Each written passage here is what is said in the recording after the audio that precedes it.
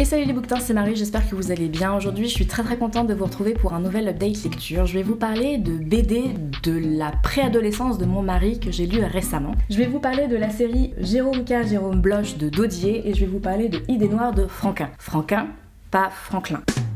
Avant d'aller plus loin dans cette vidéo, de vous parler de ces BD et que vous puissiez profiter de mon humour de qualité, n'hésitez pas à liker, à vous abonner, à mettre un commentaire et à me suivre sur mes autres réseaux sociaux tout au long de la semaine. Donc c'est parti, je vais vous parler de Jérôme K, Jérôme Bloch. J'ai lu du 1er au 17, sachant que je n'ai pas lu le 14 parce que je ne l'ai pas. I'm the bad guy. Cette série, elle a reçu 2 prix. Elle a reçu le prix de la série de la 37e édition du Festival d'Angoulême, donc en 2010, et elle a reçu le prix de la meilleure série au Festival Polar de Cognac en 2014. Cette série, elle est parue aux éditions Dupuis. C'est une maison d'édition de bande dessinée belge qui existe depuis 1922, qui est assez connue pour le magazine Spirou, qui est un magazine hebdomadaire en fait de bande dessinée, et le premier est paru en 1938. La maison d'édition Dupuis, elle est très connue pour des séries comme Gaston Lagaffe, Lucky Luke, Les Schtroumpfs, Boule et Bill et bien d'autres. Les auteurs de la série Jérôme K, Jérôme Bloch. Il y en a 3. L'auteur majeur de cette série, c'est Daudier, qui est le scénariste et le dessinateur de cette série. Alain Daudier, il est né en 1955 à Dunkerque. Il est passionné de dessin et de bande dessinée depuis tout petit. En fait, quand il était enfant, il reproduisait en fait les dessins du journal de Mickey. Et voilà, après quand il a su lire, en gros, il passait ses journées dans une bibliothèque pour lire des BD. Et quand il était au lycée, donc à l'année de terminale, il s'est mis à dessiner de plus en plus. Je crois même qu'il a pas eu son bac et qu'il s'est complètement consacré à la BD. C'est en 1973 que ses premières planches vont apparaître dans le fanzine Falatov et ensuite il va apparaître dans la carte blanche de Spirou. Et c'est en 1982 qu'il va s'associer à Makio pour créer Gulli et pour créer Jérôme K, Jérôme Bloch. Et il va aussi s'associer à Serge Le Tendre qui va aussi participer à Jérôme K, Jérôme Bloch. Histoire d'avoir 2-3 petites infos, Makio, son vrai nom c'est Pierre Fournier. Il participe au scénario des 5 premiers épisodes de cette série. Il est aussi né à Dunkerque, mais il est né en 1952, donc 3 ans avant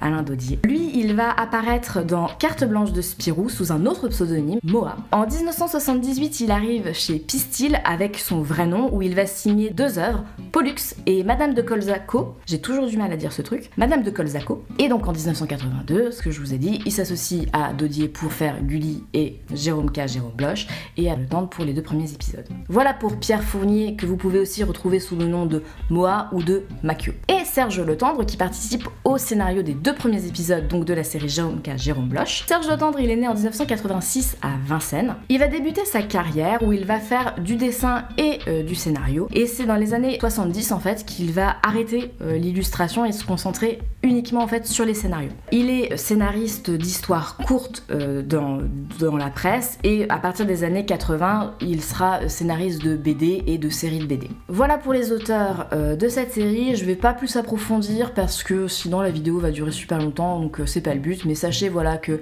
y a 3 auteurs dans cette BD. Le Tendre participe aux 2 premiers épisodes, Makio participe aux 5 premiers épisodes et à partir du 6, c'est uniquement Daudier qui fait cette série. Je vais simplement vous faire un espèce de petit résumé général, un petit synopsis en fait très général pour vous donner envie de lire cette BD ou de voir voilà tout simplement si ça peut vous plaire ou pas. On suit Jérôme qui est un jeune homme qui est étourdi, gourmand et drôle, souvent malgré lui, qui est un personnage très courageux et surtout très gentil et très humain. Dans la vie, Jérôme, il est détective privé à Paris et il a tout l'attirail comme dans les films américains. Il a l'imperméable beige et le chapeau en feutre.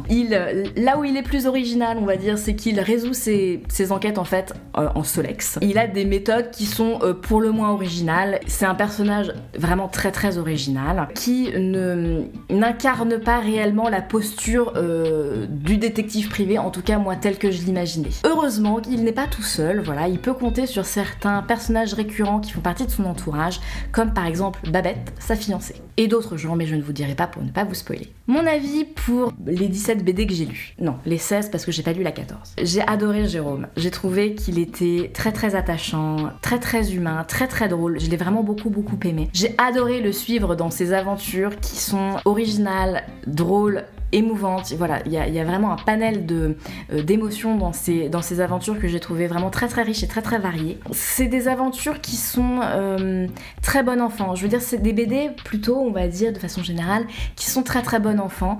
Moi j'ai passé vraiment un excellent moment de lecture. C'est haletant, c'est amusant, ça fait aussi se poser des questions sur certaines thématiques et je trouve que c'est hyper bien. J'ai vraiment passé un excellent moment de lecture. Au niveau des graphismes, j'ai beaucoup aimé les graphismes, j'ai beaucoup aimé les dessins, j'ai beaucoup aimé les détails, j'ai beaucoup aimé le choix des couleurs aussi, qui sont variables en fonction des ambiances. Et j'ai vraiment pris le temps de découvrir chaque planche, parce que c'est vrai que souvent quand je lis des BD, j'ai tendance à me concentrer sur l'aventure et je fais pas hyper attention au dessin. Et là j'ai vraiment pris le temps de profiter en fait de chaque planche et c'était vraiment un excellent, j'ai vraiment passé d'excellents moments de lecture. Ce sont des BD que je recommande vraiment, peu importe l'âge que vous avez. Voilà, mon mari il les a lus quand il avait 12 ans, moi je les ai lus à 28 ans.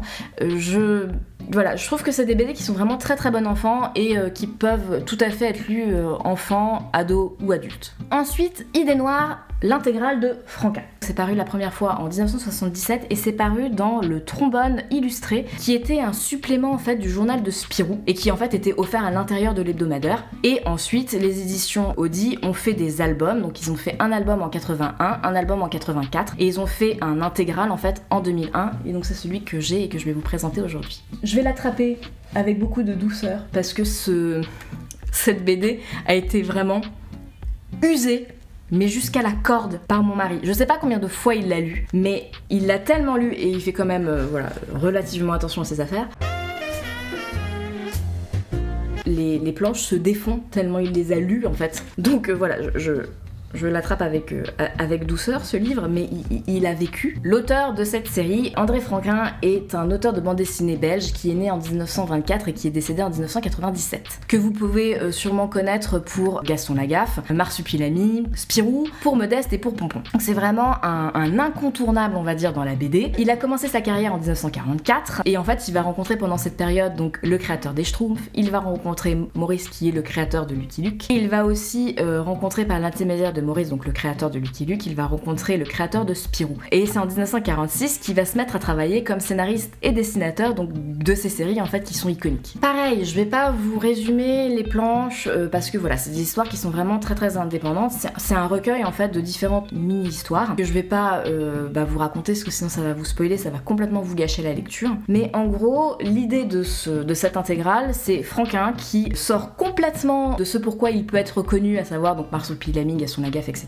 pour se concentrer vraiment sur le fait de dénoncer les aspects les plus moches de l'humanité. Vraiment, il balaye tous les trucs dégueulasses que l'humanité peut faire et voilà, il les dénonce en histoire courte avec un humour noir hyper sarcastique. Vraiment à la limite du sinistre quoi. Pour ce qui est de mon avis à moi, au niveau du contenu, voilà, c'est vraiment de la dénonciation de la cruauté humaine mais dans toutes les formes, avec humour, donc c'est un côté vraiment très sarcastique et cynique, clairement. J'ai regardé un petit peu sur internet et certains définissent cet album en disant que les dessins sont aussi noirs que l'humour de la BD et je suis vraiment d'accord avec ça. Moi j'ai découvert Franquin en fait là. J'ai lu très peu de BD en fait, donc j'ai pas lu Gaston Lagaffe, j'ai pas lu Spirou, j'ai pas lu le Marsupilami, donc vraiment je découvre Franquin en fait avec cette BD, donc c'est pas hyper représentatif de toute son œuvre. Et moi c'est comme ça que je l'ai découvert. Alors j'ai vraiment beaucoup aimé. Je pense qu'il y a différents niveaux de lecture parce que voilà, Marie il l'a lu la première fois quand il avait 12 ans et puis après il l'a lu plus tard, donc je pense qu'il y a une évolution aussi dans les degrés de lecture de cette BD là.